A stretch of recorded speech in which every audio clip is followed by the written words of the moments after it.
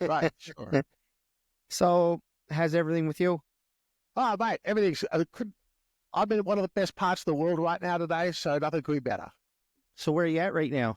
Right now, today, speaking to, if you asked me last week, I would have said Dallas, but today I'm in Bali. Oh, nice, nice. I'm in So Bali, yeah. so you live in Dallas, do you? Well, I started my business in Dallas in 1989, like, the We Buy Houses business. I started that back there, and then I ran that around the world, and now I'm in Bali because it's probably the fastest moving property market in the world right now. Oh, wow, that's Yeah. cool. So, are you a Cowboys fan? Well, I got one in the day. Yeah, it's like, I've seen the occasional cheerleader. Yeah. Yeah. So, how long are you staying down there for? I'll stay here for just a little bit. I'm waiting for it to get warmer in the north, because when it gets warmer in the north, I got like a farm up there in Iowa, right, with all the corn and stuff. So, and I get over to the UK a bit. But I always think the most favourite country in the world is the country called summer. Yeah. So therefore, I'm just waiting for it to get cool up there, right? And then warmer, and then I'll go back to the northern hemisphere. Yeah. No, obviously I'm from Canada, and I think I live in the worst part because I hate winter. I Yeah. despise winter. Even as a kid, I didn't really like it. I mean, I'd be outside all the time, but I don't like the cold. Well, for so many of us now, right, what do I say? The second fastest growing occupation in the world is nomads, right? So Yeah. everybody's operating on a little phone, on those little phones, right? And which is, Yeah. here we are today. You're on the other side of the world, and I'm here. Yeah, I 10 know. years ago, I had to fly over and say hi. Now I'm just going, Yeah. hey, hi, right? It's crazy the way technology and everything's changed. Just even like you say in the last 10 years, like this wasn't really a thing back then. Like, yeah, people kind of started experimenting with lives on social media, but there was none of this, what's going on today. And even with AI, that's scary what that stuff can do. You know what? I just was watching a piece of AI before we came on, and a person said, watch what I could do with AI. They were going out. They didn't like what they were dressing. People, like, you can get pictures of me that look like me, and I'm talking, wearing different clothes. You would think it's me, but it's not me. It's an emanation, like it's a copy of me, right? That's scary Yeah. stuff. And there's no, like, to just the average person that know about it, there's no real detection with this. Like you said, it looks just like you. Well, Yeah. Rick said it. He was online. He said it, but no, Rick didn't say it at all. For a guy that's probably younger than me, he probably calls his buddies over on a Saturday night with a room full of beer and says, look at my best 10 girlfriends. And all the Yeah. girls were, oh, AI, but no one knows. They go, oh, hi, Adam, how are you? All the guys go, wow, who knows what you get these days? It's just crazy I time. know it is crazy. Like it is scary, and it's going to take jobs away from people. I know it's helping some people like with their marketing skills, but now you got this fake thing that's taking a job from a person. Now, how would you feel if I had to I hired this fake person over a real person, and now I'm being excluded from social media because now you got AIs that'll look like me, talk like me, type what I want to say in a conversation, and I don't actually have to sit in front of a camera. Yeah, but there's the one missing thing, and we're seeing it in the younger generation, and that is everybody's lost syntax and nuance of conversation and communication. So a younger generation, because they're all relying on this equipment that we got and little machines to tip on and AI and everything else, you put two people together in a conversation and they're really struggling to talk to somebody they don't know because they haven't learnt those skills growing up of communicating with other adults in the front yard, the backyard, playing games after school, kids, all that stuff. So it's an interesting time. Like even like there's these apps out now, like not audiobooks, but yeah, I guess you could use audiobooks. You don't actually have to have the physical book in your hand. You can listen, but that's not helping you understand words and you know what I mean? Like you're listening to it, but I'd rather have that book and understand what's in front of me than I mean, it's great for people that are dyslexic, don't get me wrong, but just, for someone who's not and that can do it, it's I don't know. Look, I don't there's want to an old bite thing off that more than we're ready says to at the top there's for a another thing day. called language of the words you hear, meta language are the words that are said, right? It's a little bit like when you got your girlfriend. Hey, what's wrong, babe? Nothing's wrong, which means something's wrong, right? It's like, language are the words that are said, but meta language are the words of what that means. So with all this artificial intelligence, with everything we're doing now, we're actually not getting down the deeper levels of communication. It's a little bit like when you have a conversation with your girlfriend you kind of know that she says, I'm fine. Well, you know she's not Yeah. fine, right? But this is the stuff that you don't get with the new modern technologies, right? Well, like I mean, I'm for technology, certain technology, because there's a lot of it that's just BS. Let's be realistic here. Like, there's a lot of it that is taking jobs away. People are losing everyday life skills. Like, family now. Some families, they don't even talk to each other. They're in the same room. They'll text. I know. You're right there. A couple of years ago, I was at a place called Ibiza, which is like, if you could say, that's Europe's version of Las Vegas, right? It's this island off the through Spain. Thousands of people at this concert, like thousands of us, right? We're 4 a.m. And I said to the guy next to me, what are all these blue lights? Like there were millions of blue lights. And he said, that's everybody's phone. And they're all texting to the person next to them, right? No one talks anymore. It's like, isn't this a good concert? Yeah, so you enjoy it? Yes, I am. And it's the blue lights of thousands of people with their mobile phones. I'm going, wow, hasn't it all changed? I am bad for it, but I'm trying to work on not being as bad with it. Like, it's sickening because I have a tracker on my phone that tells me on every Sunday how long I spend on the phone throughout the week and everything, and it's like, oh my God, like 4 hours, 7 hours. Oh my God, like that's insane. Yeah. So you know what I mean? I'm trying to set it up so, okay, like if I'm doing a recording with somebody, I'll get everything prepared on my phone, and then that's it.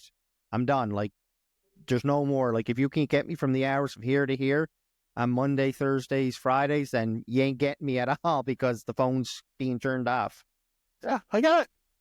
Yeah, it's like I said, everyone's forgetting how to do things, and like nobody watches TV anymore because there's nothing on it. Everyone goes to their phone. YouTube, you get anything you want on YouTube.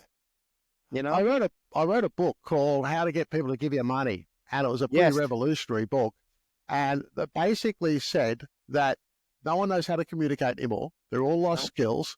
The one things we're all told is don't talk to strangers, which means don't talk to the kids next door, the people in the front yard, the people back there. We all have no communication skills anymore. And then it was that whole book was trying to inject back these human communication skills, which we've lost with the advent of technology, right? The technology is coming, just so much of that stuff's lost. You know what I mean? Yeah. I know. But in another sense too, like we go back to you're across the world and you know what I mean? And I'm here, you're there, and we're doing this, right? Like it does have its perks too, but look, it really does. I'd say 99% of my business is done in a room like this. No one knows what country I'm in. Well, I don't know what country you're in. You could be in any part of the world right now. And, you know, if you're doing like a sales call or marketing or whatever, no one really knows where you are. You're just in a room, you know, and the technology says we can do that. We don't have to jump on a plane, you know. You know, and that's one of the things with COVID I found, because before COVID, like video podcasts or podcast remote, like forget it kind of thing, right? Like it was just audio and that was kind of, but then when COVID, people got bored, nothing to do. Well, I'm going to start that podcast now. And it just blew up over the years, right? I think before COVID, if I tried to speak to mum and dad like this, they wouldn't understand the technology and they couldn't do it. Yeah. Now with COVID, everybody had to learn about Zoom. Everybody had to learn about Riverside. Everybody had to learn this stuff. So we've come out the other side of it. And if I speak to any sort of mum and dad or man in the street anywhere in the world, you go, yeah, sure, you want a WhatsApp video, you want a messenger, like the tools are there, but now everybody has an understanding around it, which before no one did. Yeah, no, and that's just it. So let's jump into this now that we got that off our chest. Sure. You're a pretty talented guy. Like, you wrote one of the first books on body languages in 1980. Let's go from there, but just tell us who you are and a bit about yourself. Okay, well, my name's Rick Otton, and I've been around for a long time. My first thing was getting into books involving what's called subliminal science, which we'll talk about that one second. And then through a bit of luck, I found myself in Dallas, Texas in the late 80s with absolutely no money, but I married an American girl who told me I had to find a way to make some money or work at McDonald's, which at the time, by the way, was $2.19 an hour. I'll never forget that. Don't know why, it's 30 years ago. Anyway, I said, you know what? Okay, I'll tell you what. Maybe we'll find a way to get an airline ticket. And if I'm going to marry you, you should probably meet my parents in Australia. And the only way I could figure out to make enough money in a short period of time was to buy and sell a house. But I'd never bought and sold a house before, never done it. And crazy story, I went to see a guy, this was the savings and loans, and there was no banks for about 4 years in Texas. All the banks collapsed. Went to buy a house from a guy who wanted $86,000 for his house. And I said, I'll give you the $86,000, but I'm a little short. He said, how short are you? I said, well, I'm short about 85. So he said, you want to pay me $1,000? I said, but I pay you $1,000 every month for 86 months. And he said, yes. Right? And I think because there were no bank loan, I couldn't get a bank loan. There were no banks lending money anyway at that time. I mean, property prices dropped 90%. I was buying $100,000 condos for $1,000. Crazy time. And actually, I was just back in Dallas looking at these last week. The ones I paid a few $1,000 for are now worth like 200 grand, but another story. Yeah. Anyway, so what happened was, I get home, I'm really excited. I said to my wife, babe, I've got some really exciting news. She said, what? I've just bought us a 3-bedroom house for $1,000 a month. And she said something to me that made me realize how intelligent my wife was. She said, you don't have a job. Where are you going to get the $1,000 a month from? And I thought, yeah, that's a good thought. So what I did was I wondered if someone would pay me $1,500 for this guy's house that I paid $1,000 for.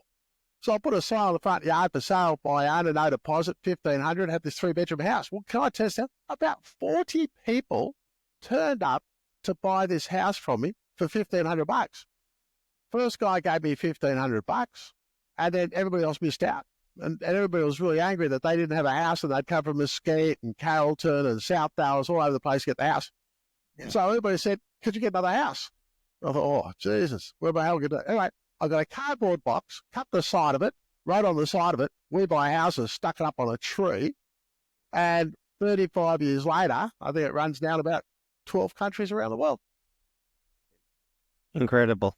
Yeah, and it was just a way of figuring out how to buy and sell houses. And I had no idea. So it was so crazy, and you couldn't get bank loans, but you could get a car loan, but you couldn't get a bank loan. So what I used to do, the craziness was, I said, I'll tell you what, buy the car off me, because you can make payments on the car, and I'll give you a free house. Right? So if you want the house, you'd actually be buying the car, but I'll give you the house for free, because there was no real estate loans. It was just a really, really crazy time. And I remember in November 1991, the RTC, which was the US government, was selling all the last foreclosed properties in Dallas, Texas, right? And they had this big room. They said, okay, everybody can have one property only. And because you can only have one property only, they're trying to sell them, and the prices keep dropping. They got down to like $500 for a 2-bedroom, 2-bath house, right? As I was just getting rid of this stuff, $500. Anyway, I already bought mine. So I thought, well, how am I going to get some more houses? So I ran out in the street. I said, who wants a carton of beer? All these people put their hands up for a carton of beer. So I said, quick, buy a house. And then I'd swap the house for the carton of beer. I bought another dozen houses or something. But it was just a really crazy time that was then. We probably will never see it again. Yeah, it was definitely a different generation back then for sure, eh? Wouldn't be the same now. And I did that. But that was accidental, getting into that whole thing and getting into the property business. I did a bit of property guy.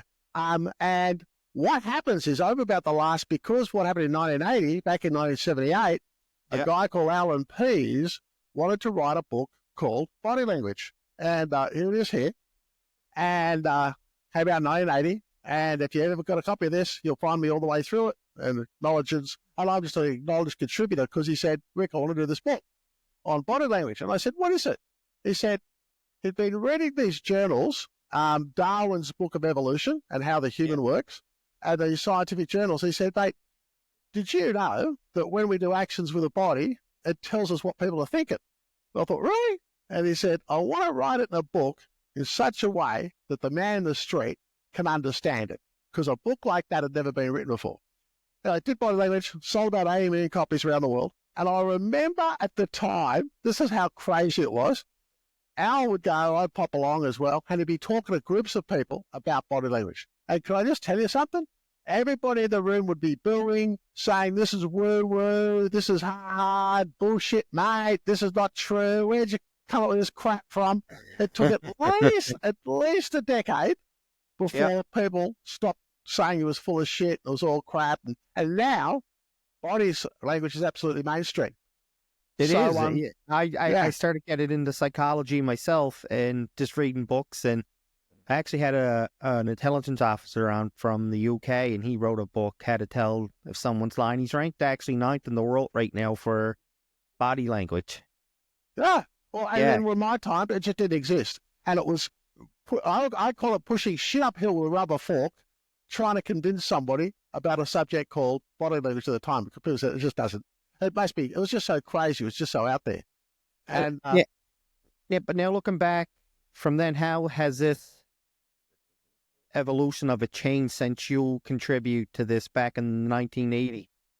well, I did talk language, which was the follow-up book on in '86 with Al, and I was an acknowledged contributor to both these books.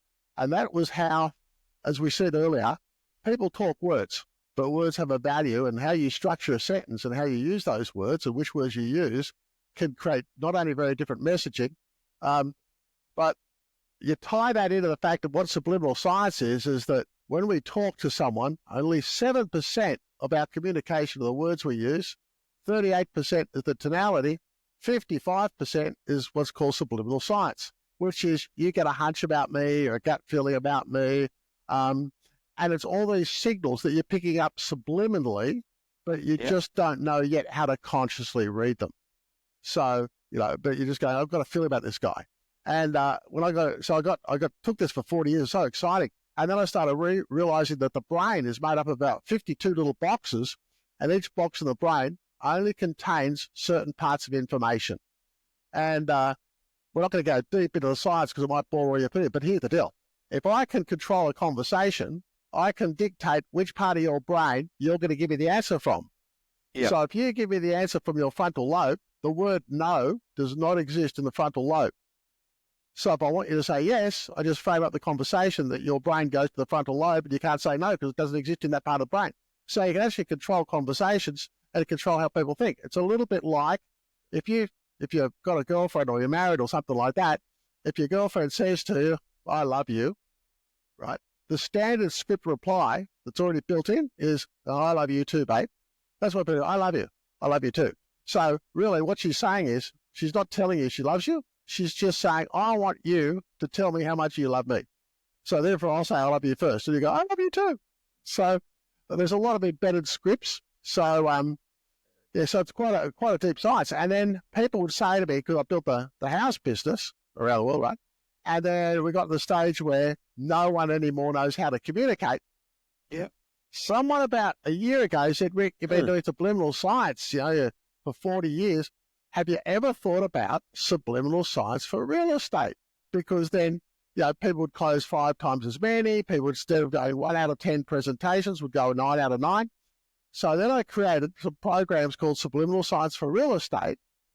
And then to explain that is I have a book that's about to come out called How to Sell Without Ever Saying a Word. So it's a little bit like, how do you get your clothes for half price when you go shopping? How do you not pay for restaurants and stuff? It's just from what you do, not what you say. And for the real estate guys, I've started teaching them not all these closing things on, you say that, I say that, you say I want to think about it, I say that. Subliminal science much deeper.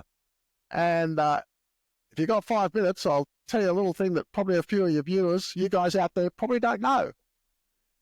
We're all ears. We're all ears. So here we go. This is what people don't know. Now, where do we go? I actually think within the next 5 years, subliminal science will be the new hot button that everybody talks about, right? Really? And because I've opened the door on some areas which subliminal science has always been there. No one's ever put it in such a way that the man in the street goes, now I know why I had that hunch about you. Now I know why I have a gut feeling about you.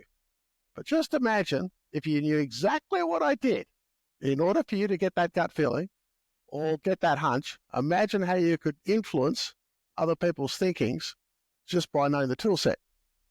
So I'm going to give you a couple of the tools. First of all, humans all have zones. 3 zones. One zone is from 0 to 3 inches from the body. The only people we're allowed in that zone is our lovers and family. And then from 3 inches to 12 inches are friends. That's the friend zone. That's why we shake hands like that with a bent arm. It's 12 inches. And then past the 12 inches, we have what's called the public zone, which is people we don't know. The reason I'm telling you this is this. When people go to meet each other, if the other person doesn't know you and you move too far into these zones without them inviting you to do that, what happens is the other person gets anxious, shuts down, gets uncomfortable, can't make decisions. And I'm going to give you 3 or 4 for the guys listening where you can check this out. We all stand outside an elevator or a lift, depending on which country everybody's doing. Some are lifts, some are elevators. We all stand outside the lift. But have you noticed when we all stand outside the lift, people talk, people chat. They have all their work friends there. What's going to happen today at the meeting? What's going to happen at the meeting talk, blah, blah, blah. But here's what's interesting. When we all get into the elevator or the lift, what happens? Everybody gets quiet. Silence. Why? Because we've all invaded each other's personal zone without having permission to be there. Everybody gets very anxious, very in a state of anxiety, and the body quietens down. Goes, oh. We look at our phones, distract. So what I do with the elevator situation is when I jump on right quick, close the door right away. Hit the closed door button. No one's getting on. Get the elevator. Nope. Well, the way you can create, if you want to shut people down in an elevator, the other way you can do it by really crowded. We all walk into an elevator, right? And then everybody turns around. Be the last person that gets to the elevator and don't turn around. It just then it look like this, and everybody in the elevator. And everybody starts going, turn around. We all turned around. It's really stressful for people. You do it for about more than a minute. Yeah, just to have you looking at them and you not turning around, it's a real stress. But the point I'm trying to make about this, when you walk through people's zones without the permission to be there, you really upset things. So, for instance, let's say I want to talk, the second thing I want to tell you about is territories. Then I want to put it together for you and show you how that can affect business and how it can affect relationships and dating and this sort of stuff, right? So, territories is this. Territories says in the house, we all have rooms in the house. So quite often the female takes ownership of the kitchen. The man takes ownership of the home office. And if you want to know how territories work and how important they are and how powerful they are, try walking into someone's house, walking straight into their bedroom and see what happens, right? It's like, so, but also tables have territories. So you might set up territories for you. I can't go into your territory without you inviting me into it, or you're going to stress out. And I want to set up a restaurant scene so you can understand it. If you and I are in a restaurant, we automatically divide that table in half. Your brain has decided half the table's yours, half the table's mine. If there's salt and pepper and all this stuff in the middle of the table, if I use it and put it back on the table, and I put it 1 inch into your side of the half that table, you'll keep talking to me, but your other hand will move that salt back 1 inch. You won't let anything stay in your territory. So if we're drinking wine, I put the bottle down, but instead of middle of the table, I push it 1 inch into your side. You'll keep talking to me, but you'll push the bottle back 1 inch. It's in your territory. That's incredible. Yeah, watch this. Okay, so everybody who's watching this right now, go to a restaurant, watch people when they finish the meal. The meal comes. As soon as the plate's finished, people will never leave an empty plate in front of it. It's in their territory. They'll either call the waitress or the waiter to come and remove the plate, right? Or push it to one side, or get that plate and turn around to a table behind them and put the plate on another table. Because humans don't like intrusions into their territory. Now, so this is really important in business because most people don't understand this. They don't understand why most people say, well, I want to think about this deal. I don't want to make a decision tonight, blah, blah, blah. Because they've actually gone into people's territories and created the wrong environment and shut people down and made them anxious, and an anxious brain can't make a decision. Yeah, no, you're right. And the way you're explaining it, like, so what's the importance of like nonverbal? Like, okay, so nonverbal says this. We have what's called the inner cynic, which means from the time you're 7, everything I say, you're going to question whether I'm right, wrong, lying. Is that valid? Is that an exaggeration? We have what's called the inner cynic. So every time I talk, you're going to question 95% of what I say and be cynical about it. But you're going to believe 100% of what you say. So you'll believe 100% of what you say. You'll believe 5% of what I say and question the other 95%. So therefore, all the information must come from you in order for you to believe it 100%. And if you believe it 100%, and every thought you have and everything you say you believe 100%, you'll end up liking me because you're in control of the thought process. So my job is to make you in control of the thought process, because if you're in control of the thought process, you make all the decisions from the time you meet me to the time you leave me, and you go, what a great guy that guy was. You don't know why you think that, but I just made you in control. So let me give you a couple of examples, right, of this whole thing. Yeah. Let's say I come over to your house. If I know you or I don't know, it doesn't matter. I knock on the door. Now, if it's raining, I'll knock fast, because if I knock fast, you'll run to the door, and if I knock slow, you'll walk. If you want to test it, knock on your mate's door. Knock slowly, he'll start walking. Start knocking faster, and he'll start running, right? So I've already told you, run to the front door and let me in. But I didn't say, run to the front door and let me in. I just started to increase my knock rate. It's a reaction. Correct. Yeah. So when you get to the front door, it doesn't matter if it's the sunniest day. What I don't want, especially if it's a business situation, because I do real estate, this is for all the real estate agents out there. Don't be standing there at the front, because when he opens up, the guy goes, well, where are you from? Who are you? Blah, blah. People try to shake hands. And right there, that's not what you want. You want to be inside the house, because that creates a different zone. But you can't just say to the person, hey, can I come into your house? Because the person might say, oh, you're not going to come into my house. I hardly know you. We'll talk out here. Yeah. So to solve that, all I do is start wiping my feet. So I wipe my feet on the doormat, even if there is no foot. Just start wiping your feet. As soon as your brain sees me wiping my feet at an unconscious level, you'll go, oh, come on in. And you'll invite me in when you see the wiping of the feet. Do you understand? Yep. So now you've invited me into your house.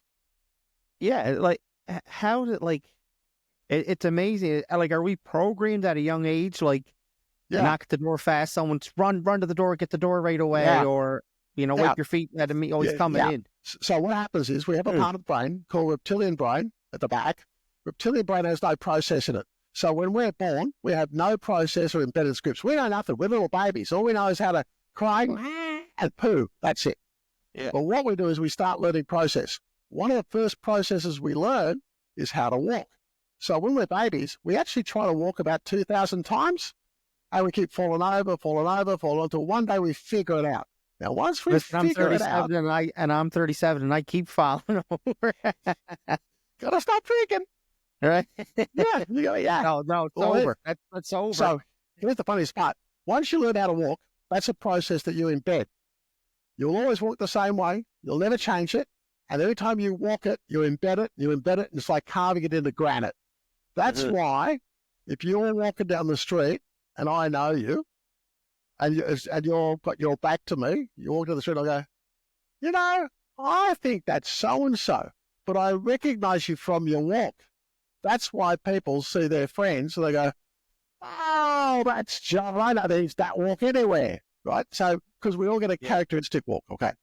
So everything we do and everything we think starts to be developed as a process. And so all I need to know is what are all the processes in your head and how do I ignite that process? So let's say we're in the living room, right? People make a big mistake. Like when you go to someone's house you don't know very well, normally they'll invite you into that, like the lounge room where the TV is, or the living room, or the hangout room, or the kids are there, the dog, it might be a TV, bits and pieces, right?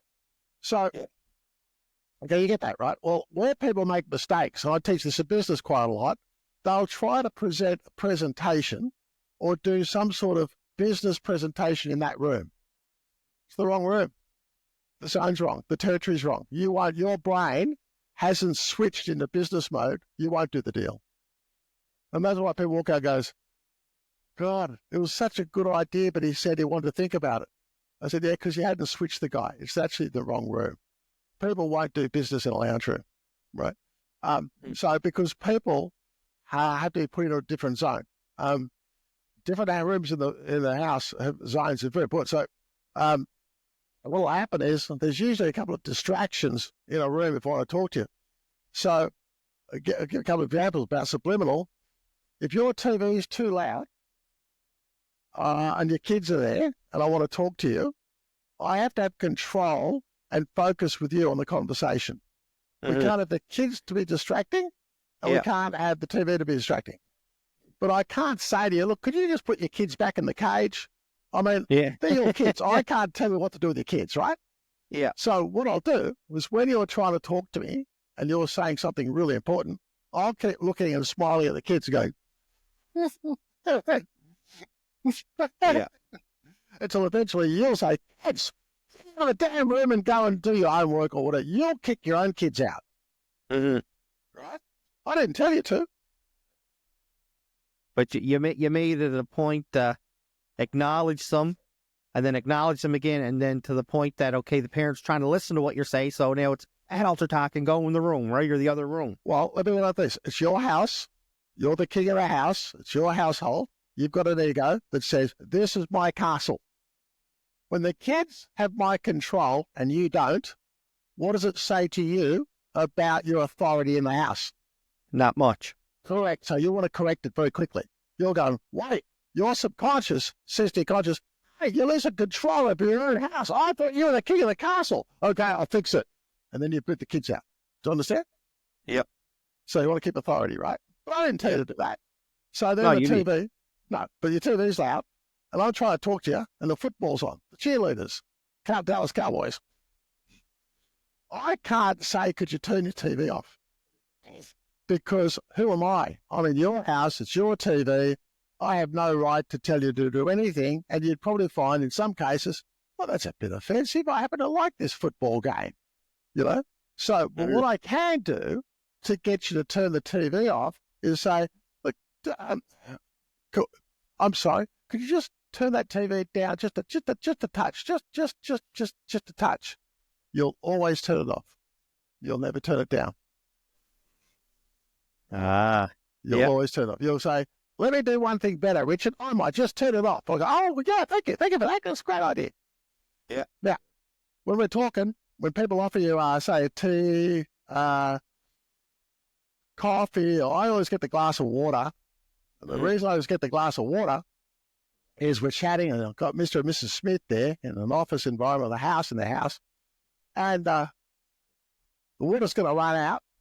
And then I just cough a little bit. Yes. And I was like, everybody stay where you are. Don't move. You're all comfortable. I just kitchen. I know where it is. And I'll go to the kitchen to get another glass of water.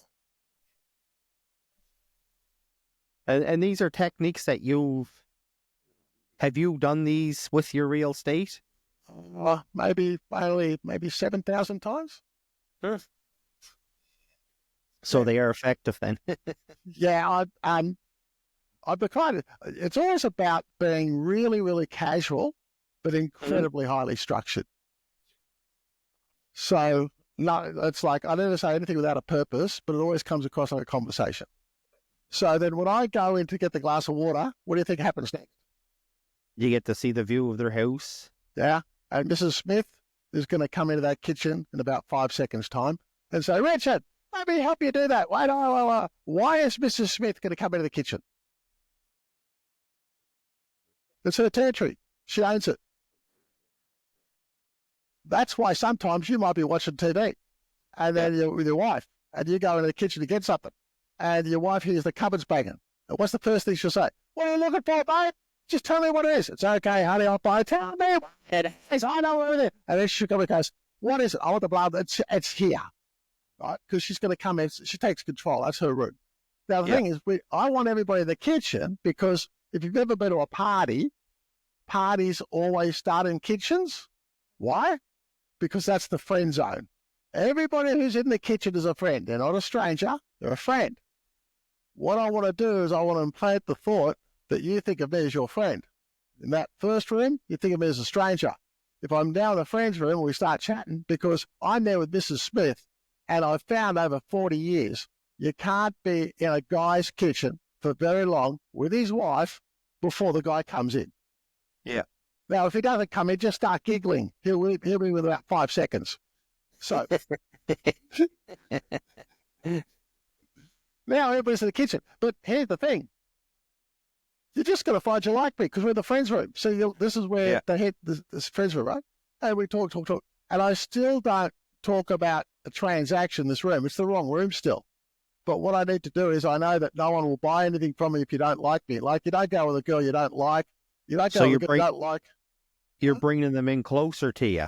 Yeah. It's almost like you're baiting them kind of thing. Like you're bringing them in and it's okay. Well, he's our friend now. He's in the kitchen. Yeah. And I'm not saying to you, please like me.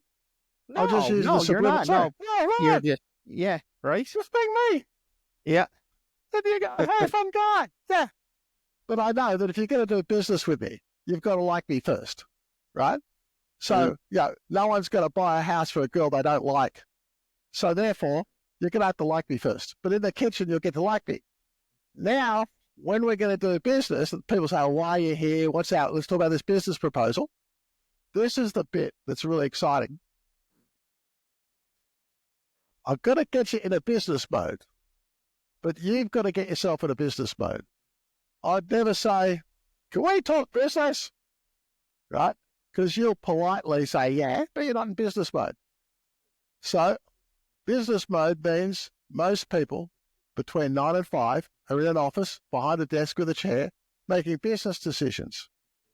So I've got to get you on a chair behind a desk like you're in an office environment. When I do that, you'll actually switch.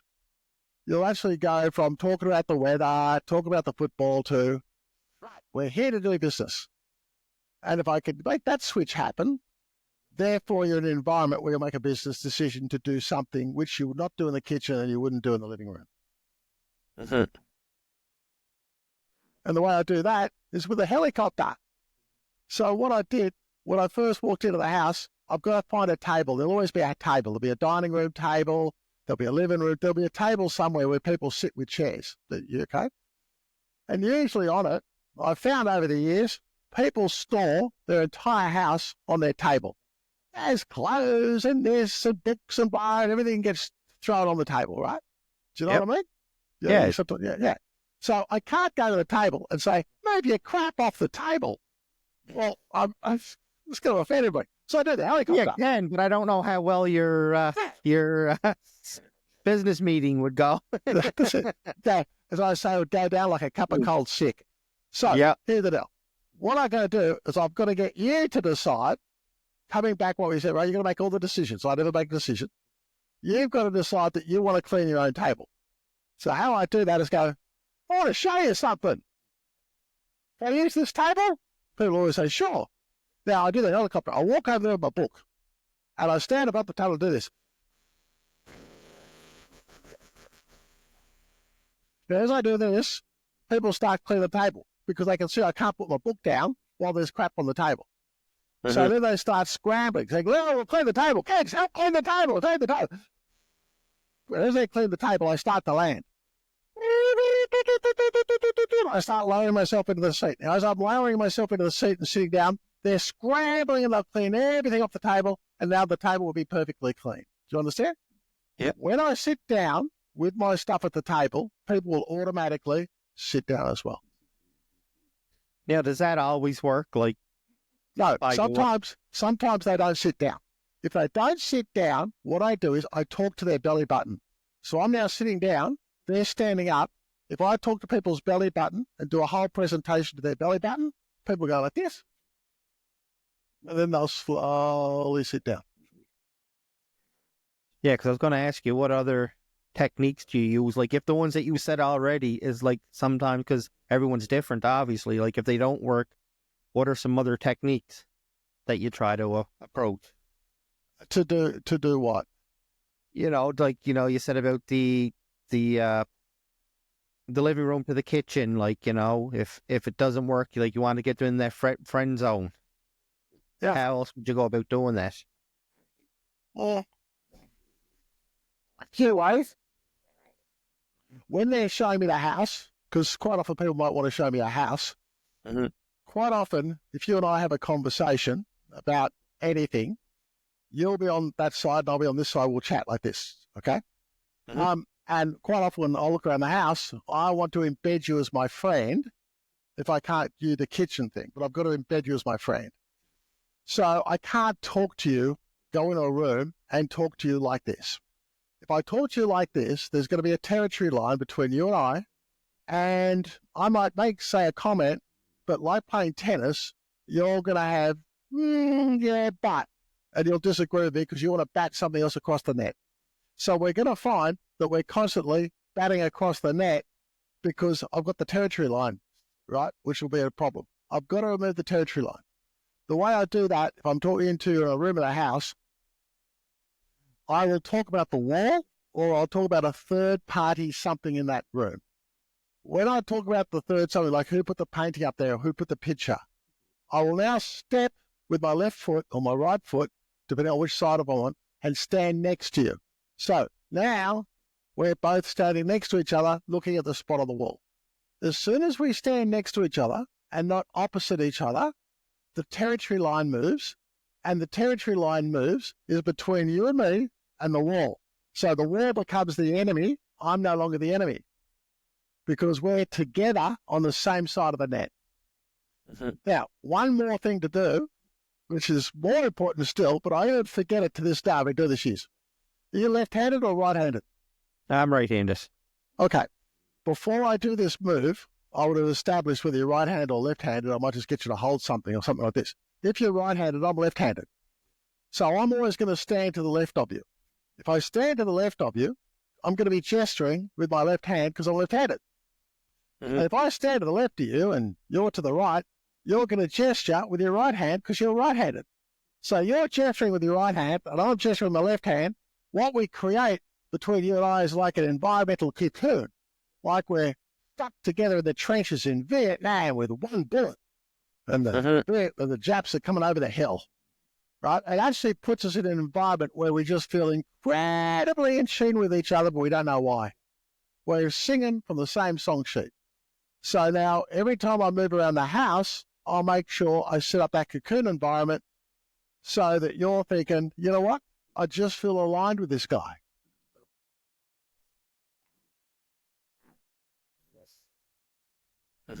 And if that thing on the wall, if I wanted to know what happened to the wall, or why is there a mark on the wall, or why is there, I'd never say to you, why is there a mark on the wall? Because I say very few words.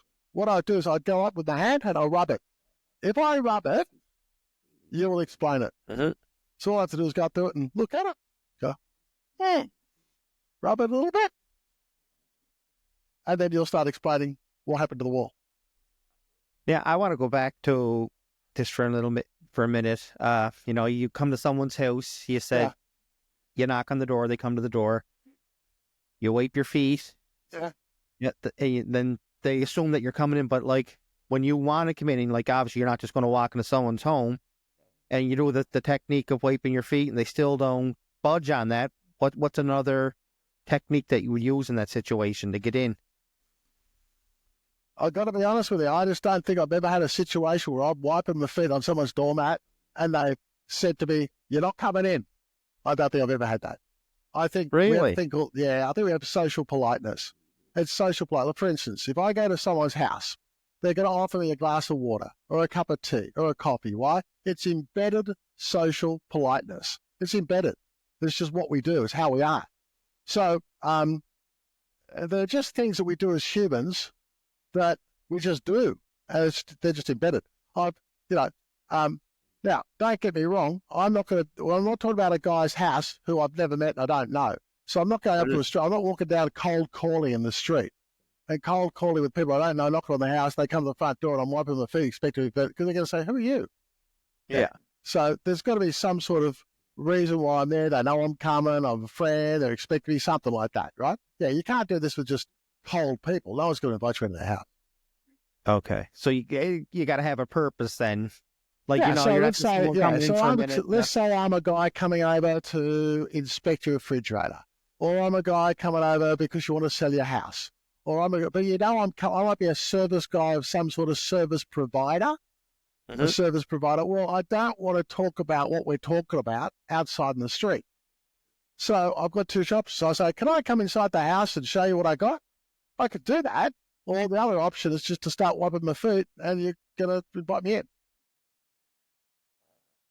It's pretty amazing. Like, some of the stuff you say, it's obviously true because the knocking on the door, everyone, you knock fast, you're going to run. You're not telling you to run. It's just it's crazy how we're wired to do all that. Yeah. And you don't even realize you're doing it until it's brought to your attention. Like right now, you brought it to my attention. It's like, I do all that. Yeah. And then what's interesting, when you start practicing this stuff, like I did 30 or 40 years ago, and you see how powerful it is, it's addictive. You go, oh my God, this is totally addictive. Like, it's like, if I'm, and I'll talk about dating in a minute. Like, if I was dating girls, how do I make that work? Or girls or boys, because it's the same stuff to understand the psychology of people. People think if they look good, that's the way to get a date. Nah, that's seriously not the way to. I know you sent me that video. That was that was a funny video. Yeah, and I'll tell you how we did that. And so what happens is, let's say just for all the business people who are watching this, if we're at that table and I want to present you something because I want you to look at something, I can't actually put it in front of you. Because if I put it in front of you, you didn't invite me to put the paperwork in front of you. You've actually got to put the paperwork in front of yourself. Again, you're making the decision. I never make decisions. What I'll do is I'll put the paperwork halfway across the table, and I'll put the paperwork in front of your right eye. Not in front of both eyes, and not in front of your left eye, but I'll put the paperwork that I want you to look at in front of your right eye. The reason is for two reasons. See, is it because you have their curiosity and they want to see, they're focusing on you, but with their right eye, they're kind of looking at that paper because they want to know what it is. Yeah, well, when we read a book, we read the left page, then we read the right page. The right page represents our future. The left page represents our past. And when we had newspapers, the most expensive part of a newspaper to put your advertising in, the newspapers always charge you more money for the top right-hand corner, because that's where the eye was always going, because people always recognize the next page of that book is the future, right? And no one ever wants to get involved in the past. So again, if I put it in front of your right eye, you're more likely to pull it in towards you, because now you're going to pull it in towards you to read it. And you're more likely to do that than if I put it in front of your left eye, that you might say, oh, look, I'll read that later. But if I put it in front of your right eye, you'll want to read it now. That's awesome. That's impressive. Like, I never even thought of it like that. Left eye's the past, right eye's the future. Right, so when you get this guy, imagine how I bet you some funny shit can happen in restaurants, because, you just don't pay for much. So anyway, so the guy pulls the document in, right? Now he's pulled the document into his own zone. So he doesn't feel pressured by me. He's just put, but he's also had to change his body language, because for someone to pull a document into their own zone, they've had to open their body language up, exposed wrists, arms, and I'm changing their attitude. So how you think changes now from the changes they have with their body language in order to pull the document in. So I've already got a more open mind just by how I frame the document. And then what I'll do is, I don't want you reading the document all over the place, because if you read the document all over the place, it might be a case of you'll say, look, I'll read it later and I'll think about it. And what a lot of people do, because they don't understand the science, they will start explaining a document to somebody while someone's trying to read a document. And I don't know if you know this, but there's one thing the brain can't do. The brain can't comprehend writing and listening at the same time. It's impossible. Your brain either has to listen to the audio or has to read the document. It can't actually do both. It can't comprehend whilst listening. So when we give somebody something to read and we keep talking, people will always do default to listening to you and take the attitude of, I'll look at this later, because I can't do both. They don't say it, but the brain shuts down and says, I'll look at that later.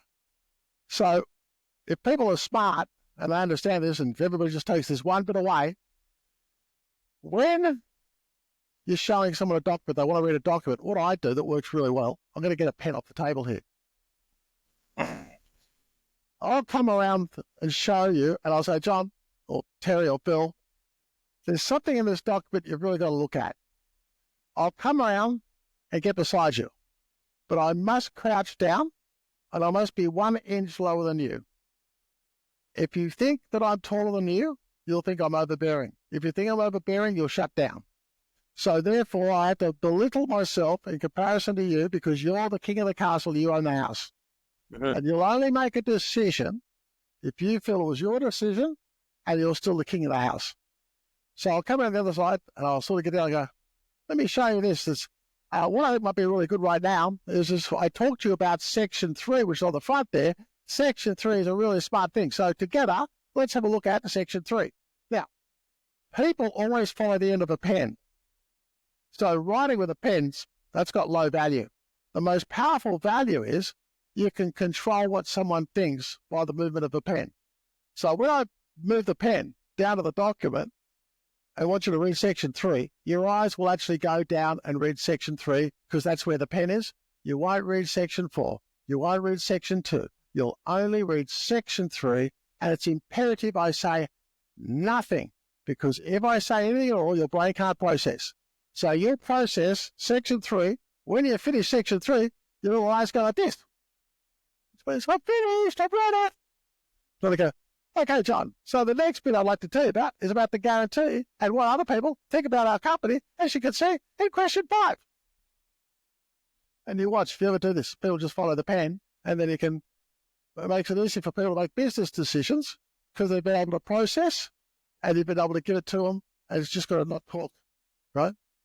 Now, do you have any books other than the body language, like all the stuff that we talked about here? Like, is it in another book?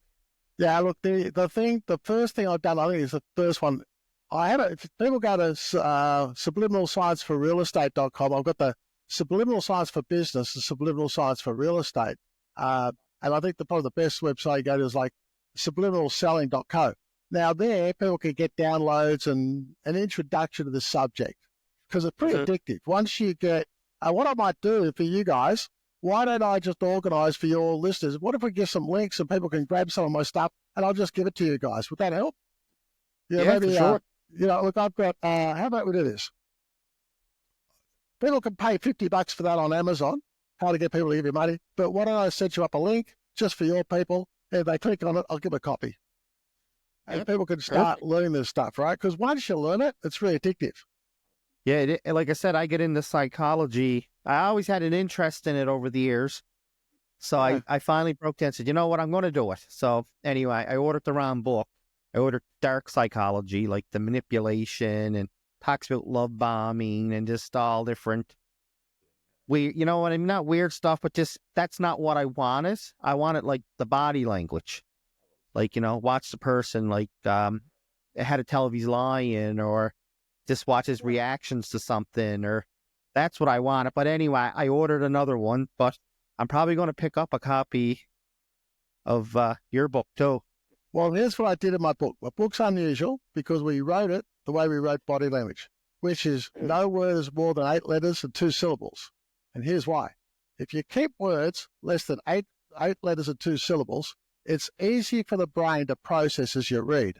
The reason why people get tired when they're reading a book and putting it down is they've got to process the information in that book, and the brain gets tired. But if I make it really, really simple, it's easy for you to process, you'll read the whole thing. For instance, I know that if I put a picture or a cartoon in my book, the message and the meaning you will receive at 60,000 times faster than if I explain it with words. So on one page, I might explain it with words, right? But I know that if I give you pictures, so mine's full of cartoons, right? The whole thing.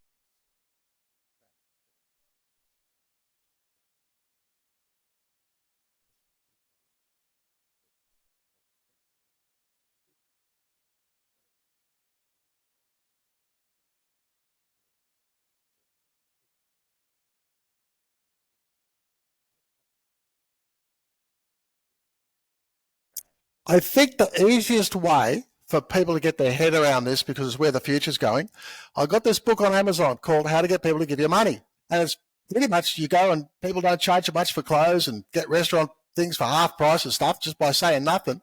And look, forget paying $50 for it on Amazon. Give me a link or a place I can put a link or something. And if people want, I'll just give them one, because it's a fact. Once people start learning this science, you'll never unlearn it and you'll never go backwards. And what I did in the book was we did what we did in body language back 40 years ago.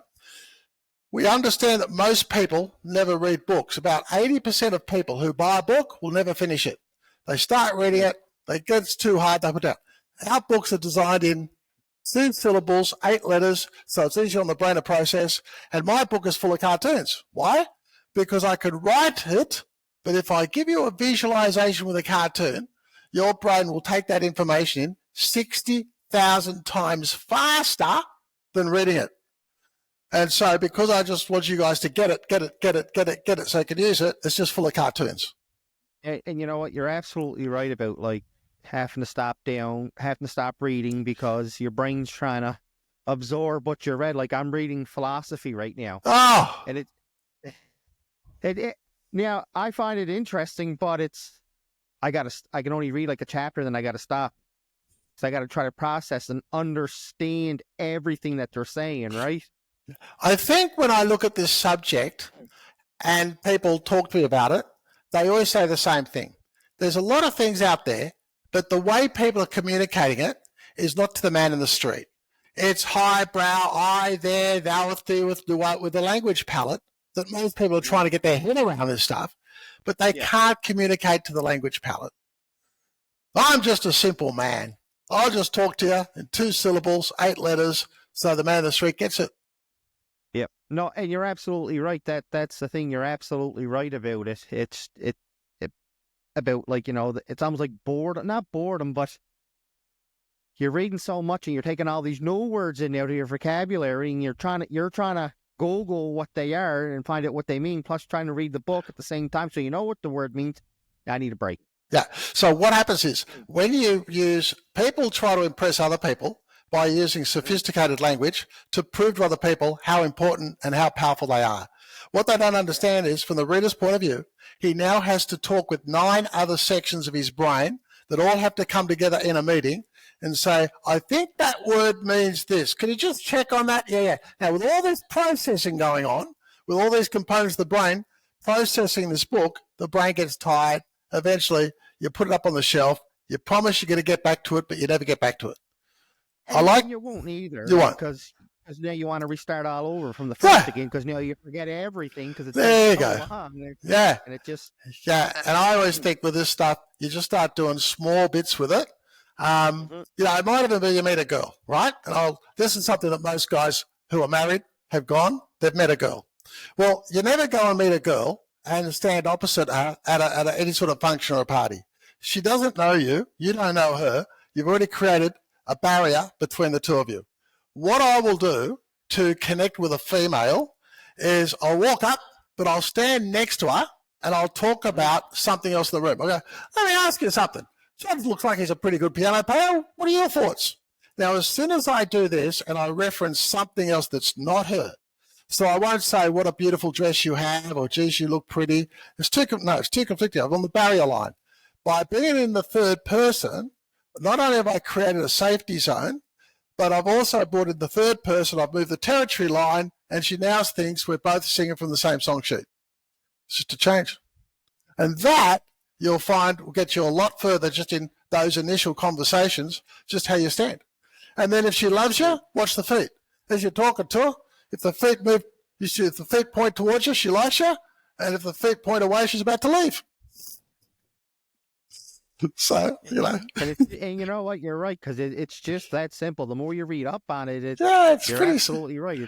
It's literally body language. Watch how you react to something that you're saying. And then just how you frame up sentences and languaging, right, which is a whole different thing. But let me ask you something. Are you a married guy? Yeah. No. Okay. Well, let me tell you, for all the married guys that are watching, why you're never going to win an argument, and it is absolutely pointless ever arguing with your spouse. So if it's women watching, men watching, you will never win an argument. It's impossible to win an argument. Let me tell you why. When we argue, the person's point of argument is what's called embedded language. They're bringing out embedded thought. You never look after the kids. You never go shopping. You never wash the car. You never blah, blah. It's not what's called developing thought. It's called embedded thought. There's 5,000 reasons why you're a dickhead, and you're about to have all 5,000 thrown at you. You can't argue with embedded thought. It's impossible. The only thing you can do is argue with developing thought. But in an argument, there is no developing thought. The way you tell the difference, embedded thought has no ums. Developing thought has ums. So if your girlfriend says, I think you're such a pig, and you never take out the garbage, well, that's developing thought. You can argue with that. But usually an argument is never. It's always embedded thought. Therefore, you can never argue it. Don't try to argue it. If you try to argue against embedded thought, the other person will give you 60 other reasons why you're a lousy person. The way you win an argument is going, you're right, and up to now I've been doing the best that I can. I want you to know that in future I'll always do the best that I can. Shut up. You can't argue against that. Humans can only ever do... Huh? And then if sometimes they want the argument, though, and if you say it like that, then you better run for the hills, because now they're mad because you're not arguing. Oh, no, you've deflated the balloon. You've deflated the balloon. So my wife hates it, She'll go, blah, blah, blah, blah. I go, babe, you're absolutely right. And I think you being as smart as you are is the reason why I married you. But I just want you to know I'm going to keep doing the best that I can. Well, do better. Yep, okay. Because I can't argue it, right? So, and you know they want to argue, people are ready for the argument. It just deflates the balloon. It's just understand the difference between embedded thought, you can never argue against, developing thought, you can voice your opinion on developing thought. Mm-hmm. There you go. Well, Rick, it's been awesome talking to you. I've learned so much. I can't wait to actually try some of these techniques. Yeah, it's good fun. It's really good fun. Yeah. Oh yeah, I'm so looking forward to it. I really can't wait tomorrow. Now I can't wait to get out and actually try them on a few people just to see, right? Yeah, just to see. And I'll put a couple of videos up there. What's called Which Room in the House? And I did this cartoon series about which room in the house, because when people get it, they go, I get it. There you go. Yeah. Awesome. Let's keep in touch. No worries. Thanks for having me. You're welcome.